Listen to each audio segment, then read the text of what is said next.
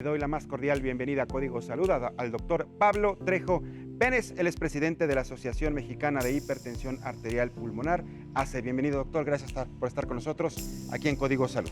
Y también nos visita Laura Rojas. Laura es precisamente una persona con este padecimiento, imagino que ya bajo tratamiento. Laura, bienvenida, gracias por estar con nosotros. Platíquenos, doctor, ¿qué es la hipertensión pulmonar? Conocemos, por ejemplo, la hipertensión arterial, sabemos que es la elevación precisamente de la presión, que tiene una serie de complicaciones. ¿Algo similar parece con los pulmones? Mira, cada órgano, Mariano, bueno, primero agradecerte que siempre nos abres el espacio y que las personas puedan conocer más sobre la enfermedad. Cada órgano tiene su propia presión. En el caso de los pulmones tiene su presión arterial, que es diferente a la presión que conocemos todos, que es la que nos toman en el brazo. La presión de los pulmones crece en la medida que tiene obstrucciones, y lo que provoca la hipertensión pulmonar precisamente son obstrucciones en los pulmones, o bien algunas cuestiones que están relacionadas con otro tipo de enfermedades, como las enfermedades autoinmunes. En mi caso, por ejemplo, yo soy diagnosticado de hipertensión pulmonar por tromboembolia crónica, al igual que Laura.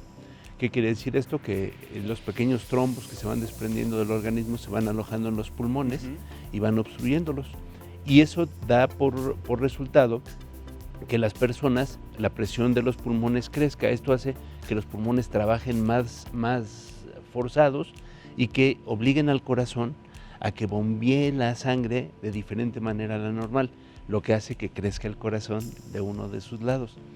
Y puede provocar insuficiencia cardíaca. ¿Cuál es el problema de esta enfermedad? Pues el problema es que está mal diagnosticada, sí. O sea, nos tardamos hasta 3 años a veces. Mucho tiempo. Exactamente. Y me imagino que la enfermedad avanza. Por supuesto, no se detiene. Estragos. Muchos estragos. O sea, por ejemplo, nos tardamos en diagnosticar 3 años, el hecho de que no se diagnostique a tiempo quiere decir que no te pueden medicar o no te pueden tratar. Y la falta de ese tratamiento hace que la sobrevida sin tratamiento de un paciente disminuye. Sea alrededor de 2 años, 8 meses. Muy poco, ¿no? Muy poco. Porque la enfermedad como tal entonces pone en riesgo la vida del paciente. Efectivamente. Y el asunto es, al estar mal diagnosticada y luego mal medicada o mal tratada, pues pone en riesgo considerablemente la vida del paciente.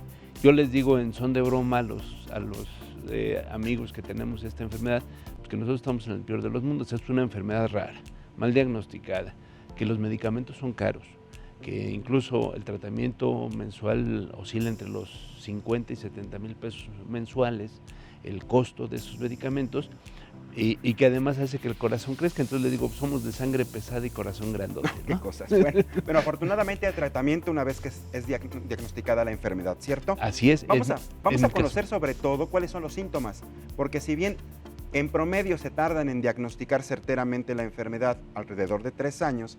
Antes de eso, pues me imagino que hay una serie de síntomas que la persona percibe, siente y externa. ¿Fue tu caso? En este caso fue yo ya caminaba, tenía poco que empezaba a caminar y de repente empiezo con que no puedo caminar ni media calle porque empiezo a ponerme mal bastante. Entonces, ¿sientes cansancio extremo? Es el cansancio, pero es la falta de aire y es el sentir una especie de presión. Pero lo raro es que yo no podía caminar 100 metros, que ya me sentía mal.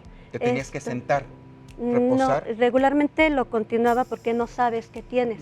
Y regularmente lo que me decían para empezar es que no tienes condición. Y yo, bueno, pero si estoy caminando 100 metros no es como que tanto. Claro. Yo creo que estuve mal, sí, en cuanto a eso, alrededor de unos 15, 20 días, y fue el ya ver la condición en la que estaba, que ya no podía jalar aire, que ya estaba muy pálida, que me llevaron al hospital. Lo del hospital fue lo de la tromboembolia, y a raíz de la tromboembolia pues te empiezan a dar las citas. Yo estoy en ISEMIN, te dan las citas cada 6 meses, entonces una vez que empiezas a conocer la enfermedad, dices, si me la dan cada 6 meses, ¿cuándo me van a diagnosticar? Claro. Y es tiempo que yo estoy perdiendo. 6 meses que se están perdiendo definitivamente. Y que en mi caso se fue a 1 año, porque hasta el año es que me hicieron el ecocardiograma, que es el primer estudio que refleja la enfermedad. ¿Y ahí fue cuando se te diagnosticó la hipertensión pulmonar? Fue en eso del ecocardiograma. Hay que hacer muchos más estudios, pero sí vemos ese problema como pacientes, que dices, bueno, ¿cuánto tiempo tengo? Y a veces los médicos no están bien informados. Y dices, entonces necesito que esto sea un poquito más integral que el médico conozca, que haya el medicamento al alcance, porque a veces aunque el médico se preocupe y se prepare, si no tengo el medicamento, sigo en la misma, Claro. nada más que ya con la Ahora, preocupación. todo este tiempo que pasó en tu caso, alrededor de un año para el diagnóstico certero, ¿incrementaste el número de síntomas? No ha continuado igual porque me voy cuidando. Ahorita sí ya sé que si me siento mal tengo que descansar, ya sé que me voy a recuperar poco a poco. Tenemos la desventaja también de que no es algo que se te note. Si a final de cuentas nos ves en la calle a muchos de nosotros, Pues normal, no pasa nada, pues. no tiene nada esa persona. No. De hecho, a veces yo llego a sentir que es como que ya deje de hacerse tonta y ya sígale. Pero es algo que se tiene que detectar con estudios que tienen que ser muy específicos y que requieren realmente del conocimiento tanto del médico como de la gente que está alrededor. Y además del cansancio y la falta de aire, ¿qué otros síntomas manifiesta la hipertensión pulmonar? Bueno, puedes tener cuadros de depresión. Uno de los síntomas muy frecuentes es que el contorno de los labios se pone morado, apóxico le llaman, por la falta de oxígeno, pero básicamente es que sientes una flojera o cansancio sin motivo alguno, que al caminar, como bien lo señala Laura, aunque sea unos cuantos pasos te agitas, que cuando quieres subir escaleras normalmente no lo puedes hacer, que cuando tienes algún padecimiento resfriado, alguno de esos tipos, al toser te llegas a desmayar o incluso caminando te llegas a desmayar. Y todos esos síntomas pues nos obligan a que se hagan cuando menos 3 cosas básicas. Uno, decía, una placa de tórax. El segundo es un ecocardiograma. Y lo que diagnostica realmente si uno tiene la hipertensión pulmonar es una tomografía y ¿El gamagrama? No, el Cateterismo. cateterismo. Ahora, comentabas que es una enfermedad que se tarda determinado tiempo, en este caso aproximadamente 3 años para dar el diagnóstico. ¿Con qué se confunde?